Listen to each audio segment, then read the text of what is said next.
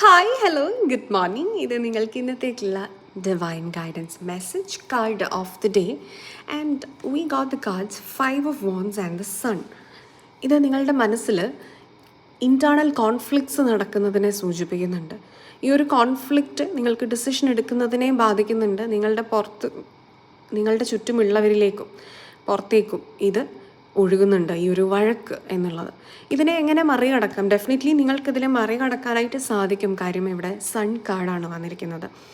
സക്സസിനെയാണ് സൂചിപ്പിക്കുന്നത് ഡെഫിനറ്റ്ലി. പക്ഷേ ആത്മജ്ഞാനം ഉണ്ടാവണം, അതായത് തിരിച്ചറിവുകൾ ഉണ്ടാവണം.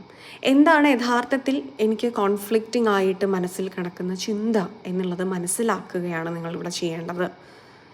നിങ്ങൾക്ക് ആ തിരിച്ചറിവ് എന്ന് ഉണ്ടാകുന്നു. നിങ്ങളുടെ കൺഫ്യൂഷൻസിനെ നിങ്ങൾക്ക് കൃത്യമായി വേർതിരിച്ച് എഴുതി വയ്ക്കാൻ സാധിക്കുമെങ്കിൽ നിങ്ങളുടെ പകുതി പ്രശ്നം അവിടെ അവസാനിക്കുന്നു എന്നുള്ളതാണ്. സോ അറിവ്, വിസ്ഡം അത് നേടുക. അതിന് മാത്രമാണ് നിങ്ങളുടെ മനസ്സിലുള്ള സംശയങ്ങളെ അകറ്റിക്കളയാനായിട്ട് സാധിക്കുകയുള്ളൂ.